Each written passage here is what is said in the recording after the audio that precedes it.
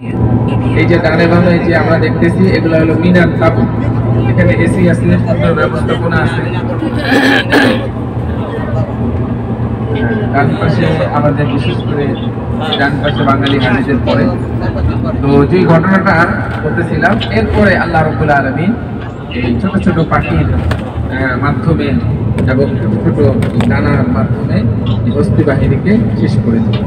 এবং এটা কোরআন শরীফের মধ্যে আল্লাহ রাব্বুল আলামিন কাসফিন মাকুল, তাদের অবস্থা এরকম হচ্ছে যে একটা ঘাস পাতা গরু চিবালে যেমন হয় এরকম কাসফিন মাকুল। তো আমরা এখন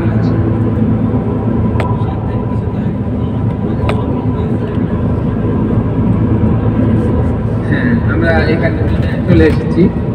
আমাদের উপরে এখন রেল স্টেশন মিনার, সামনে বাম দিকে খেয়াল রাখবো, আমরা বাম দিকে একটা পাহাড়ের উপরে একটা গম্বুজ দেখতে পাবো। সেটাই হচ্ছে হযরত ইব্রাহিম আলাইহিস সালাম, ইব্রাহিম আলাইহিস সালামকে নিয়ে আল্লাহ রাব্বুল আলামিন কোরআন শরীফে বলতেন ওয়াফাদাইনাহু বিযিবহিন আযীম, যে আমি বিশাল এক দুম্বার মাধ্যমে এই কার্যাবলী সম্পন্ন করেছি।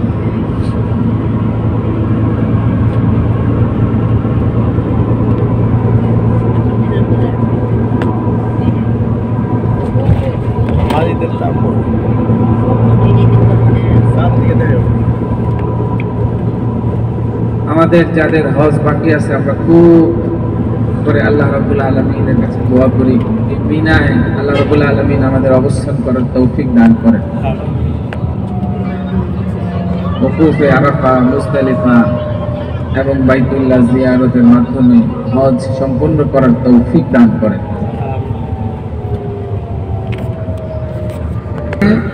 এই বড় বিল্ডিং এর আরো নিচে আগে একটা গম্বুজের মতো দেখা যায়,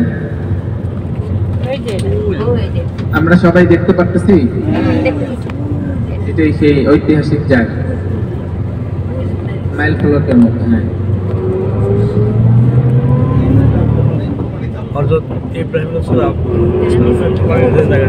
এইখানে বড় যে শিক্ষাটা আমরা তো দেখলাম, শিক্ষা কি নিব? আমরা তো এই জায়গাটা দেখলাম, তো এর মধ্যে থেকে অনেকগুলো শিক্ষা আমরা বের করতে পারি। একটি হচ্ছে যে দ্বীনের জন্য, আল্লাহ পাকের রেজামন্দির জন্য আমাদের প্রিয় বস্তুগুলো আমরা কুরবানি করতে কুণ্ঠাবোধ করব না, দ্বিধাদ্বন্দ্বে করব। আরেকটা শিক্ষা হলো এই ধরনের নিয়ত যখন আমরা করব, তো শয়তানের পক্ষ থেকে বারবার ধোঁকা আসবে, বিভিন্ন রকমের ধোঁকা আমাদেরকে দিতে থাকবে। আমরা এটা থেকে মানে বাঁচার চেষ্টা করবো ইনশাআল্লাহ। আমরা চলে আসছি মসজিদ আল খাইফ, এই যে মসজিদ আল খাইফের যেখানে শয়তানকে পাথর নিক্ষেপ করা হয়। ওই যে একটা হেলিপ্যাড দেখা যাচ্ছে, তার ডান পাশে তাঁবুর মতো আছে, তাঁবু। এবং এটা আগে তো এরকম স্বাভাবিক ছিল, এখন এই সাফা মারওয়া সাইর মতো ওই একতলা, দোতলা, তিনতলা আছে বাম দিকে মসজিদে খাইফ।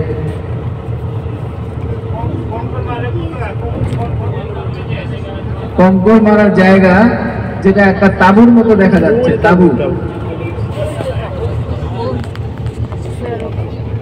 আমরা আগে যেমন দেখেছি বিভিন্ন জায়গায় ছবিতে, ওই রকম আর এখন দেখা যায় না। যেহেতু 2015 সালে এই বড় ধরনের একটা গ্যাদারিং হয়েছিল, এই জন্য সরকার বিভিন্ন মানুষ এখানে আসে, বিভিন্ন দেশের মানুষ এবং লক্ষ লক্ষ মানুষ ডিসিপ্লিন রক্ষার্থে বেশ কয়েক তালার মধ্যে এটা সিস্টেম করেছে।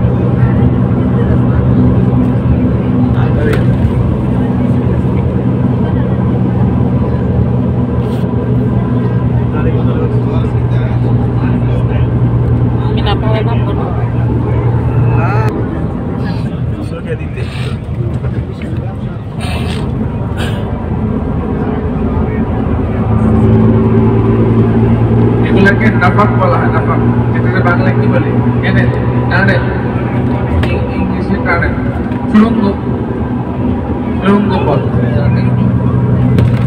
এরকম অনেক আছে। এই বিষয়ে রাসূলুল্লাহ সাল্লাল্লাহু আলাইহি সাল্লামের একটা হাদিস আছে, সেই মানে আমাদের কাছে একদম সহজ।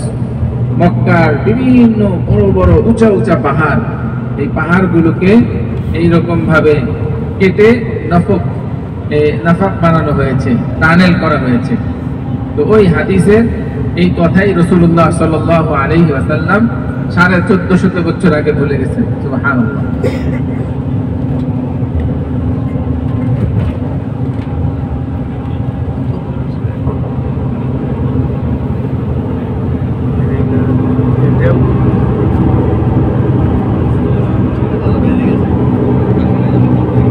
এরপরে আমাদের যেই দর্শনের স্থান সেটি হচ্ছে এরা পর্বত বলা হয়, এবং তার আরো একাধিক নাম আছে, জাবালে নূর। প্রথমে আমরা এই নামের প্রতি একটু খেয়াল করি যে মাত্র 5টি আয়াত এই পাহাড়ে অবতীর্ণ হয়েছে। এই জন্য এই পুরা পাহাড়ের নাম হচ্ছে জাবালে নূর। তো আমাদের আবুল বাশার সাইফুল ইসলাম সাহেব হুজুর দামাত বরকাতুল্লাহ আলিয়া বলতেছিলেন যে যেই দিলের মধ্যে 5টি আয়াতের সাথে এই পাহাড়ের সম্পর্ক হওয়ার কারণে এই পাহাড়ের নাম জাবালে নূর হয়ে গেছে। তো যেই সিনার সাথে কোরআনের সম্পর্ক হয়, ওই সিনাও তো নূরের সিনা হয়ে যায়। যেই জীবনের সাথে কোরআনের সম্পর্ক হয়, ওই জীবনও নূরের জীবন হয়ে যায়। এই জন্য আমরা চেষ্টা করব আমাদের জীবনটা যেন কোরআনের সাথে সম্পৃক্ত হয়, তাহলে আমাদের জীবনটা নূরানি জীবন হবে। আল্লাহ রাব্বুল আলামিন আমাদের তৌফিক দান। নবুয়ত লাভ করার পূর্বে এই পাহাড়ে চলে আসতেন, এবং পাহাড়ের চূড়ায় একটা জায়গা, ওটা হয়তো আমরা এখন দেখার সুযোগ হবে না। যদি আমরা কেউ দেখতে চাই তাহলে আমাদের আলাদা আসতে হবে।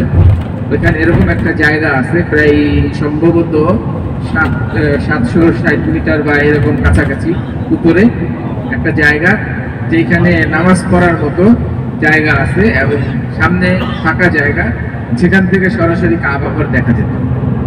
এখন দেখা যায় কিনা আমি জানি না। হ্যাঁ, এখন তো বিভিন্ন টাওয়ার, বিভিন্ন বিল্ডিং, বিভিন্ন কিছু হয়েছে, কিন্তু রাসূলুল্লাহ সাল্লাল্লাহু আলাইহি সাল্লাম এখানে যখন ধ্যানমগ্ন হতেন তখন সরাসরি রাসূলুল্লাহ সাল্লাল্লাহু আলাইহি সাল্লাম কাবা ঘর দেখতেন। এইখানে রাসূলুল্লাহ সাল্লাল্লাহু আলাইহি সাল্লাম উঠে ধ্যানমগ্ন হতেন, এবং এইখানে প্রথম ওহী নাযিল হয়, এবং সূরা আলাকের প্রথম 5 আয়াত এখানে নাযিল হয়। ইকরা বিসমি রাব্বিকাল্লাযী খালাক খালাকাল ইনসানা মিন আলাক ইকরা ওয়া রাব্বুকাল আকরাম আল্লাযী আল্লামা বিল কলম আল্লামাল ইনসানা মা লাম ইয়ালাম। এই 5 আয়াত এইখানে নাযিল হয়। সেই ঐতিহাসিক পাহাড় আমরা দেখব। আল্লাহ রাব্বুল আলামিন আমাদের সেই তৌফিক দান করছেন, এই জন্য আমরা শুকরিয়া আদায় করি আলহামদুলিল্লাহ। এবং এখানে শুধু দেখা না, এই শিক্ষাটা নিয়ে যাওয়া যে 5 আয়াতের কারণে এই পাহাড় যদি নূরের নামে নাম ধারণ করে, যে কোরআনের জীবন ধারণ করব এবং কোরআনকে জীবনে বাস্তবায়ন করে সেইভাবে আমরা আমাদের জীবন পরিচালনা করব ইনশাআল্লাহ।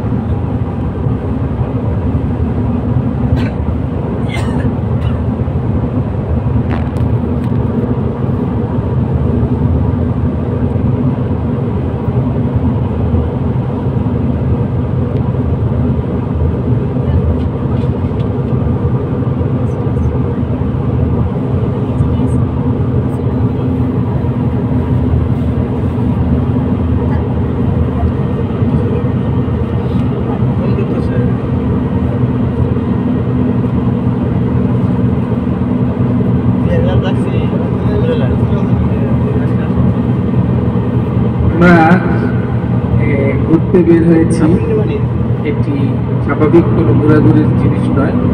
এই প্রত্যেকটা জায়গার সাথে, স্থানের সাথে রাসূলুল্লাহ সাল্লাল্লাহু আলাইহি সাল্লামের স্মৃতি বিজড়িত আছে। এই জন্য আমরা না ঘুমিয়ে এই জিনিসগুলো দেখার চেষ্টা করি, তাহলে আমরা কিছু এখান থেকে নিতে পারবো, গ্রহণ করতে পারবো।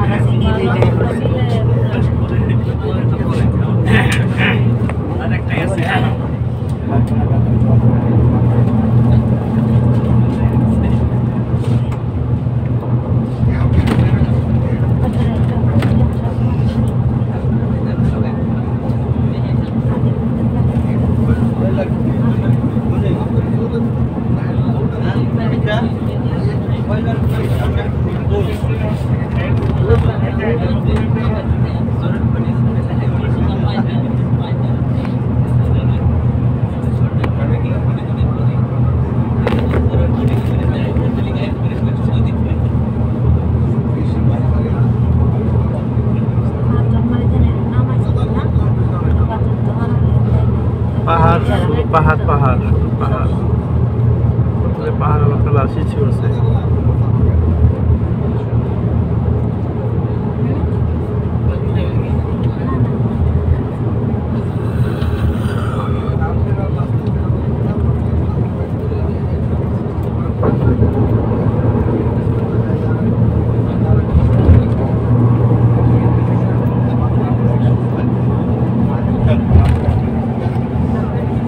Bye. কি